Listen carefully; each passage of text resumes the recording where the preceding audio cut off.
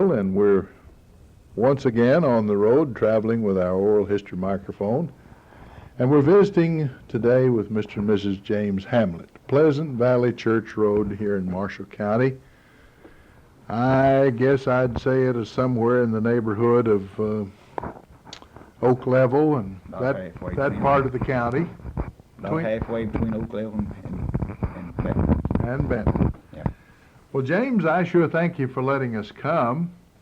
I know you have some interesting things to tell about yourself and your wife and your families, and we want to hear that. By the way, I did appreciate your assisting me when I was writing a history of the Churches of Christ in Marshall County, a little article which, had I gotten a little more from some of the places, we had intended to make a small book out of it, but as it turned out, we just printed it in the Historical Society Journal.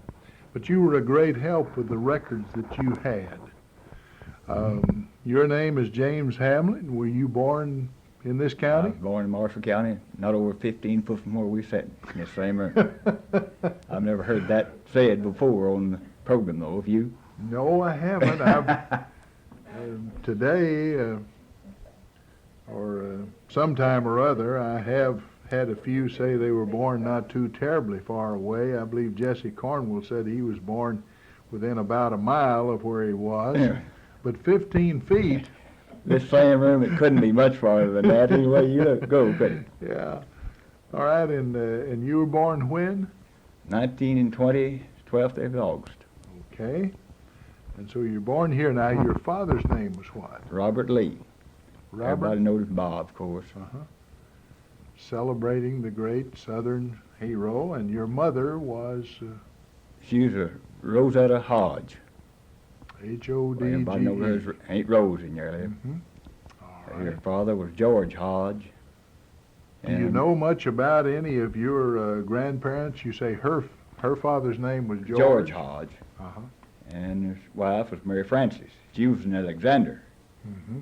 She had a couple of brothers, Jim Alexander and Bob. Of course, they're all gone, of course, but yes, there's a lot of their family still living.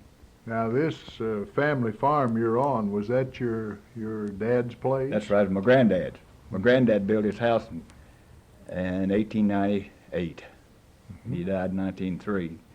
And my grandmother died just as soon as he got the house built. She got sick, went back in the old house, and she died. Mm-hmm. And they moved here in 1854 from Giles County, Tennessee. And they brought one child with them. Now, I figured up he was been about 22 years old, and she was 24. And they moved in a covered wagon from Pulaski, Tennessee in 1854. And they had another child born the next year. So they had 4 boys and 2 girls that lived to be grown, and one died when he was real young. Mm-hmm. And they're all buried at the Bonchard Cemetery, every one of them. And that's not far from here. No, back across the field here. Well, you've got a good record there. The family all the way back 7 years before the war between the states. So, well, you know about your roots real well. His father was James Carter Hamlett, down in Giles County. Mm-hmm. And in 1963, we decided to go down and see if we could find anybody. So we went down and went to the motel, asked the ladies if you knew any Hamlett. Said, yes, my sons run around some Hamlett boys. And we called him up, his Thurman Hamlett, had a slaughterhouse there in town. Mm-hmm. He said, well, you need to talk to Uncle Miller. So we called Miller up, told him what Granddad's name was, my dad. He said, you mean Uncle Bill? Says he's still living? Been 109 years. Well, what do you know? And he's my dad's own cousin. They've had 4 own cousins still living. And we really had a time. Aren't you glad you went? I sure am. Mm-hmm. I've been wanting to go for some time and planned on going the year before. Mm-hmm. And if I had, I'd have met another one of Dad's cousins that was still living at the time. And the folks really would have liked me to come to have met him. And I was glad to get to go and meet him. Yeah. And of course, my grandmother was Dawes, and the Dawes is from there also. The Dawes was here first, before my granddad moved here. Yeah. And so we found the Daweses, but we never could make any connections. But when we went to see Miller, well, I carried a picture with me of a family, my granddad's brother. Mm-hmm. And I don't know whether he would have claimed me or not, but I showed him this picture. He said, "Where do you get that?" Says, "This is I'm on there, that's my dad and my whole family." So he couldn't do anything but accept me. He had to deny it, That's couldn't he? right. I had him. Yeah. I told him later, I said, "You had your old gun loaded the first time I come." He didn't say he didn't either. No. Yeah. So, Well, Janie's brother married a Dawes, Mary Lou Dawes. What is her dad's name? Ferdy?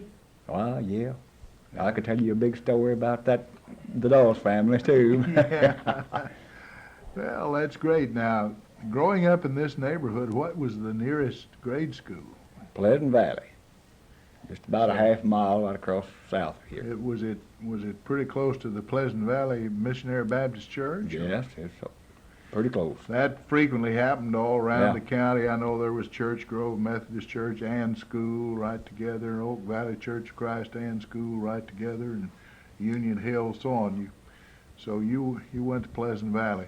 You remember any of the teachers? Oh, I remember every one of them. Lucille Carnes was my first one. When I was old enough to go to school. I went little when I was 4. When old Tyre was teaching, I went to school one day, and I had 2 big doors in front, and of course the seats were full, and they gave me a chair, and I sat there right in the middle. I was sitting there, and something went by the road. I think it was a road grader. Mm-hmm. I jumped up and run to the door, and Oval yelled at me, and when I looked around, he made a big face at me. Anybody knows Oval, why, they know how he could make a terrible face. Mm-hmm. And that scared me to death. But I was just about 4 then. And I started the next year. I was in July, I believe, this time we started the school then, and I would have been 5. I've been 6 in August. Yeah, for many years, Yeah. Marshall County and Callaway schools began the first Monday in July. Well, Lucille Carnes was the first teacher, and Mary Thompson, I believe, was next in her. Wallace Lyles one. I've got both the names here. And Isla Mae Bondurant and Oval Tyree, he taught some more time, I think a couple times anyway. And Pauline Tyree was the last one. Mm-hmm. They were cousins. Oval and Marvel and Pauline were cousins, and Isla Mae was Pauline's aunt. So there's all from right around here. Mm-hmm. Everyone but Lucille, and she lived over on Paducah Road, just the other side of S. Carter.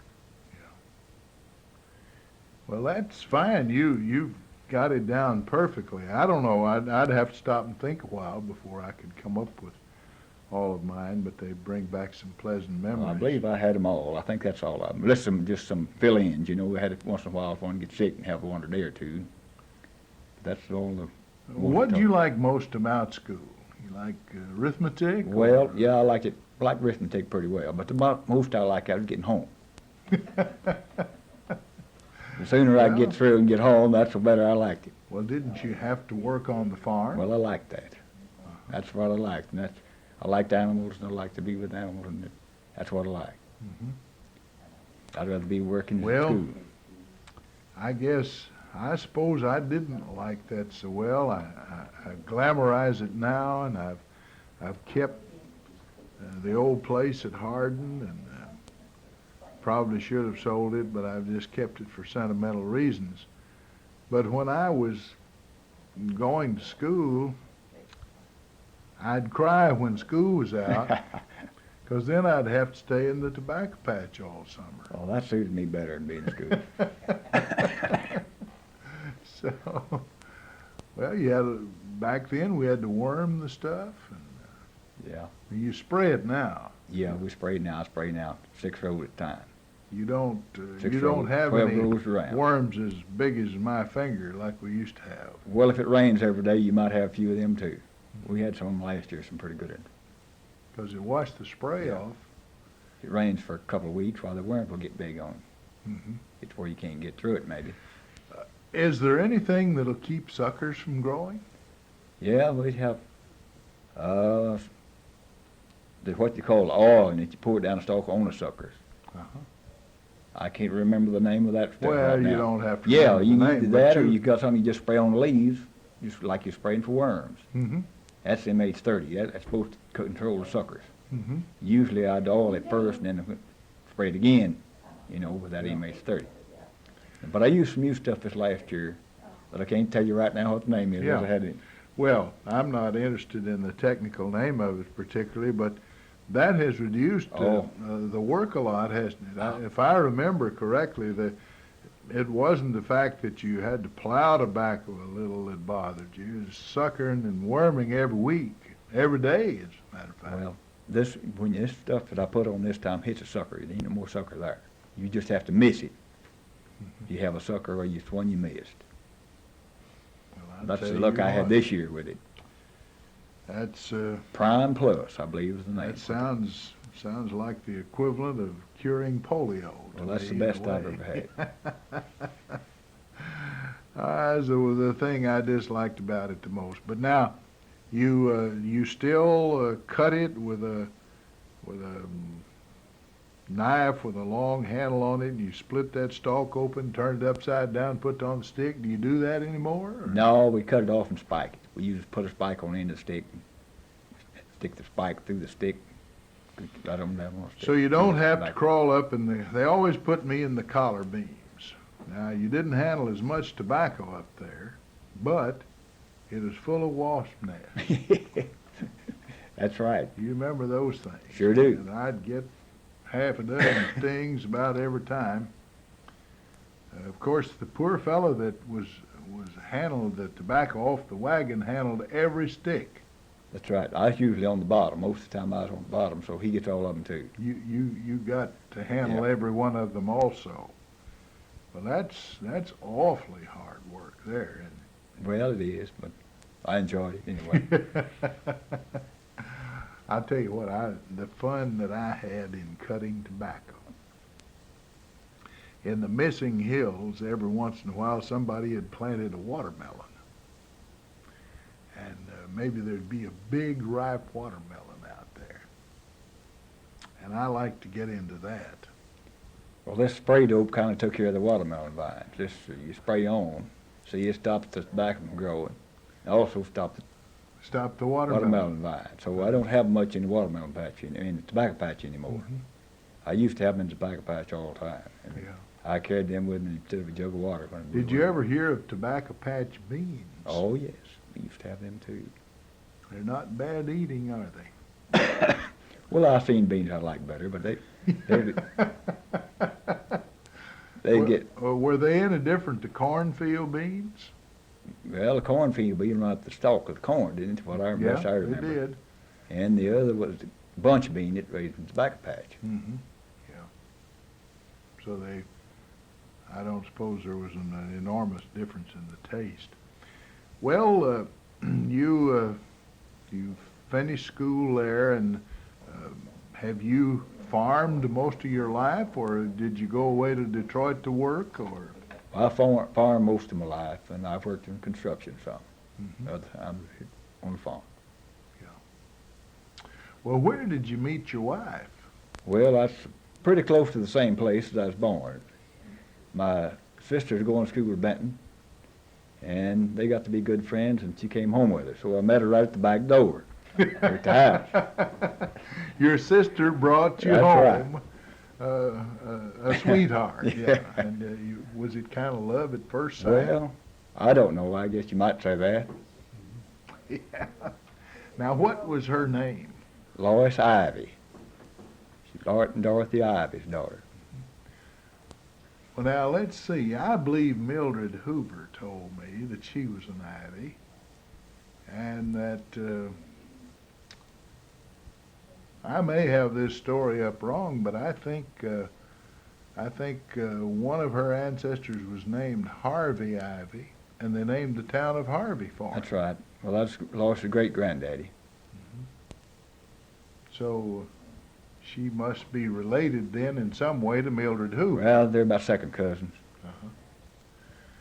Well, that's good. I didn't know that, of course, but I knew her husband when he was in the bank at Calvert City for a good many years. All right, you married her, and did you have any children? I have one daughter. And she's living, I presume. Yes, she's living. We got 3 grandchildren and 4 step-grandchildren, so Mhm. we got a pretty good family of them. Got a good family. Do any of them live in Marshall County? Well, they're out the Dogtown Road. Well, yeah, okay, that's Marshall County. I lived on Dogtown Road for 10 years. At least I don't know that they called it Dogtown Road. They call it Highway something or other in 14th Street in Well. Benton, but it's still Dogtown Road, and That's right. it runs on out past, we're out toward Walnut Grove Church anyway. All right, now let's see. We've gotten you married, and you've had children, and so on. Let's talk a little bit about what life was like in an earlier age. How has this place changed? You said you were born about 15 feet here. What's happened in this neighborhood that's made life any different since you were born? Oh, there's lots of things happened since then. Of course, everything was done with horses back then, and now all these Your tractors, farming was farms, all all horse horses. drawn. All horse drawn. And you had, let's see, you probably planted corn with a one-row corn I drill. planted corn with a one-row drill. We had a two-row drill, but have used one row. Hmm. I know my dad had an old one-row drill. It was a Campbell, and it had a plate in the thing with some holes in it that turned around, and a wide wheel with a concave tread, and that packed the dirt, and there was a sword in front that cut out a place. And in order to make the corn drop out a grain at a time, there was something in there that looked about like a shaving brush. That's right. You've seen I've that. seen a lot of it. But what we used that drill for more than anything else, plant peas in the middle of that corn after the corn's laid by. Yeah. And then we'd have to pick those peas, in the fall. That's a good place in corn stalks and to pick the peas too. Now, did you ever have to plow corn when you plowed it with a double shovel? Yes, sir. We used them a lot of times. Later, my dad got rich, I guess, and bought a J.I. Case disc cultivator, and worked a couple of mules or horses to it, and that would plow a row at a time. I thought that was awful fast then. That was getting the job done. Like, Yeah, because with a double shovel, you had to make a whole round before you up one side and then down the other. we used to use that old cultivator a lot of times to, what we call it, barring it off, go down through and at least leave it in a little narrow place, about 8 inches wide. That got rid of all the weeds except That's just right, right in the row. exactly in the row. And then the next time we'd take a double shovel, cover the rest of it up if we could. Mhm. And if worst came to worst, how did you manage the grass? And use the old turning plow. And threw up a ridge around it. About You about called number that laying it by, Right. did you, along about the last? about a 6 or 7 bucking or something like that. Uh-huh. Yeah, and then take a double shovel and go down the middle. I'll tell you, a few times when it was awfully rainy, I remember that we had to do what they call chopping corn. And that was a gooseneck hole. That's right. They use the gooseneck too. Now that is hard work, I'd say. Of course, my mother worked just like a man in the field with a hoe, and we'd all work together. Well, I hated the hoe when I was back young, but now I don't mind them as bad as I did then. I can prop on them now and I give out. It makes a good leaning post, doesn't it? Kind of a walking cane sort of thing. Well, sometimes when you got that corn, I don't know why Dad would insist on it, but he'd talk about busting the middles. Now, Yeah. what is that for? Well, it tore that middle up good, and it made a place for that corn drill to go in and plant them peas, for one thing. Mm-hmm. And it tore the roots up all in corn, too, pretty bad. A lot of times it did. I thought Sure that did. sometimes if it didn't come a good rain, it made it look pretty sick. I've heard my dad talk about they just plow one side of a row of corn this week, the next week plow the other side so it wouldn't hurt it so bad with them turnip plow. Mm-hmm. That, some of those one-row plows, I don't know what they were, but I believe he called the one he had a bull tongue. Oh, yeah.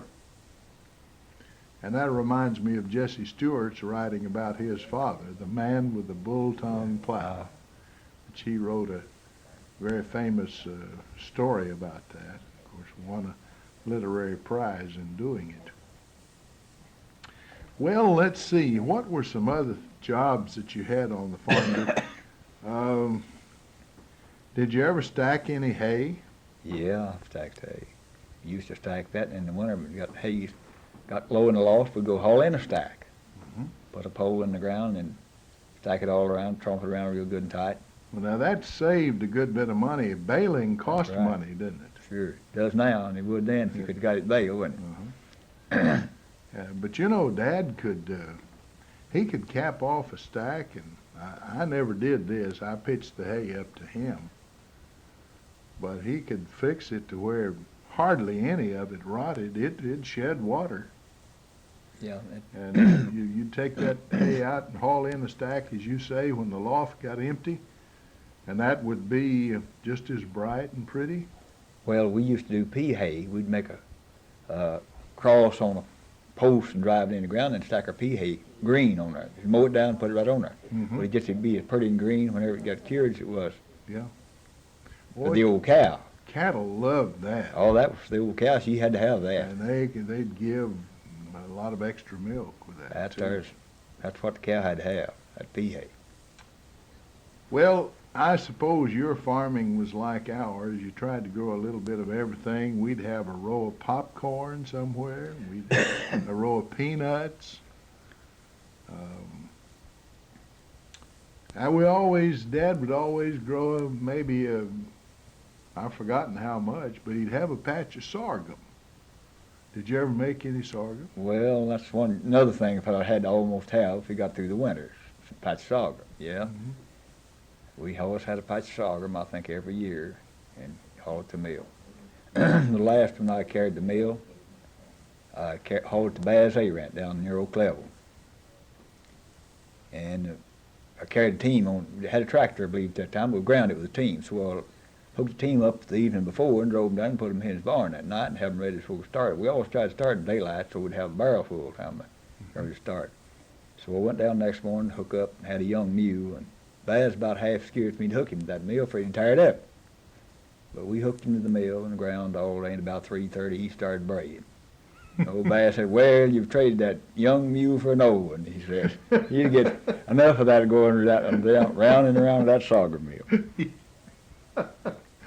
Well, I tell you, I loved that in a way, but there's one thing I didn't like about it, and that is every year when they started cooking that sorghum off, and the yellow jackets would smell that some way.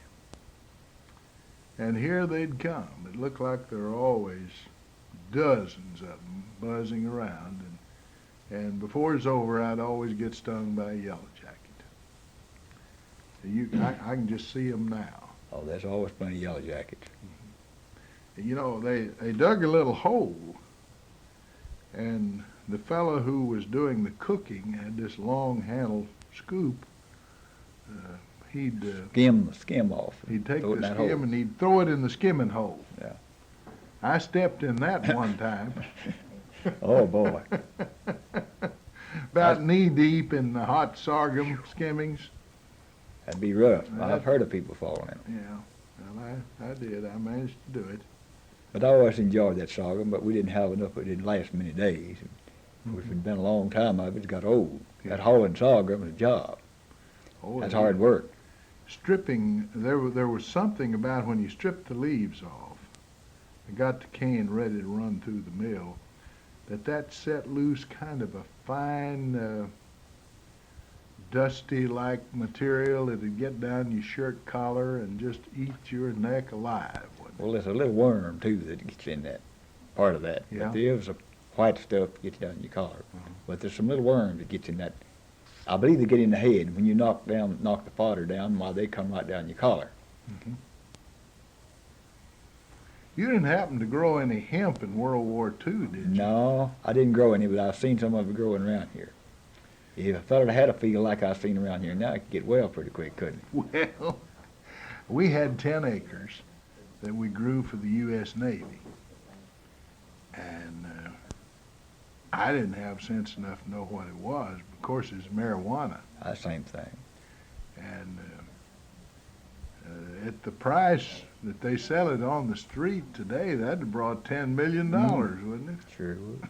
Well, we didn't get anything out of it much. I think they were getting that for the seed here at the time, wasn't it? When No, they took the. In fact, we knocked the head and the seed off and threw it away.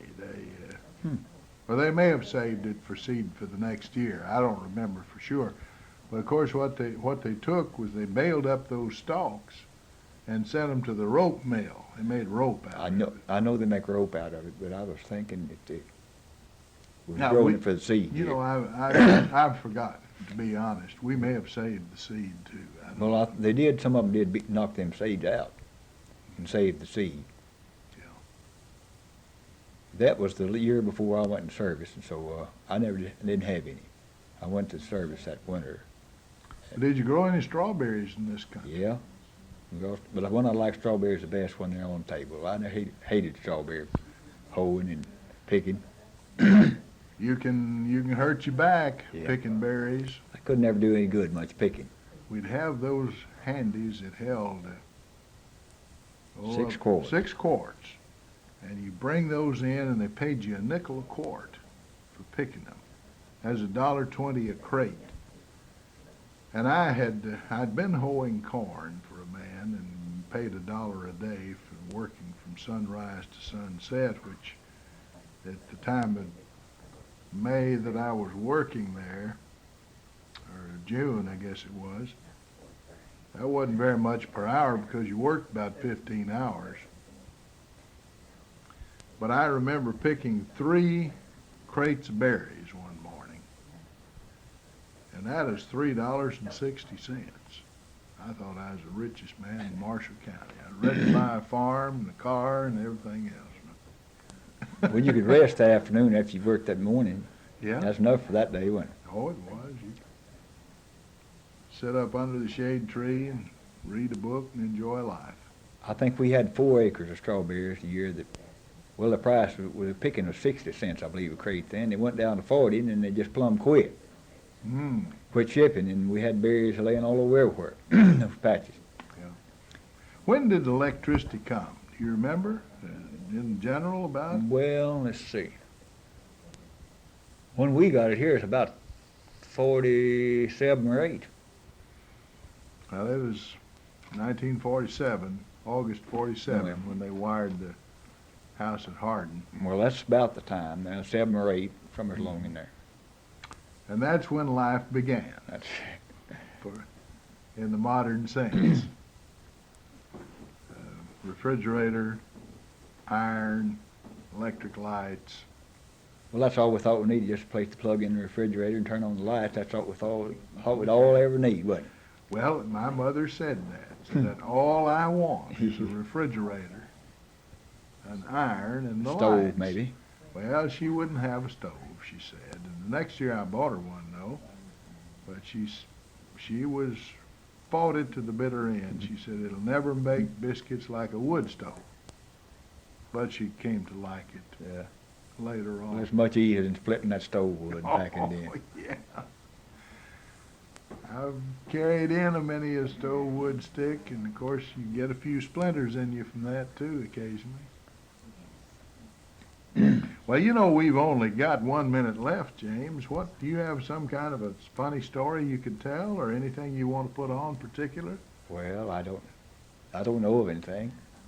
Right now, I might think of some later, but it'd be too late then, won't it? Well, we always think of some things Yeah. we should have covered.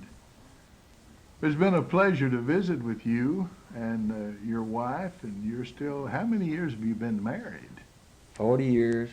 It will be the first day of 67. Uh-huh.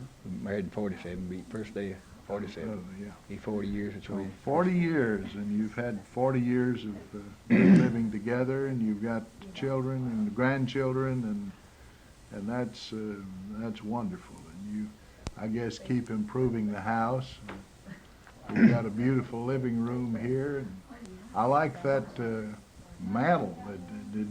Did your dad carve that out, or did you work it? No, that was all here. There was 3 fireplaces here in the house, and we had one in the old house, and we used to burn all 4 of them sometimes. Is that a violin over there? That's right. That was my dad's. Well, I know you're... I saw it on it, but I never could do no good. Your dad could play, but you didn't turn out Didn't know a note, but he could play the old tunes he used to play, you know. Soldier's Joy and Leather Breeches and... I've heard people say you couldn't tell the difference from one and the other, but there's lots of difference. All right. Well, thank you very much. We've been visiting on the Pleasant Valley Church Road here in Marshall County, Kentucky, visiting Mr. and Mrs. James Hamlett. I'm Ray Mofield, and the oral history mic now returns to the studio in Benton.